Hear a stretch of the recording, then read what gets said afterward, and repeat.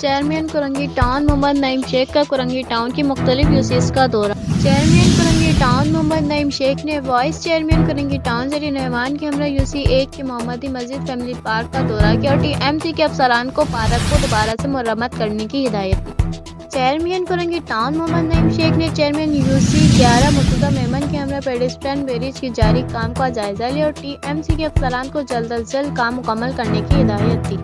بعد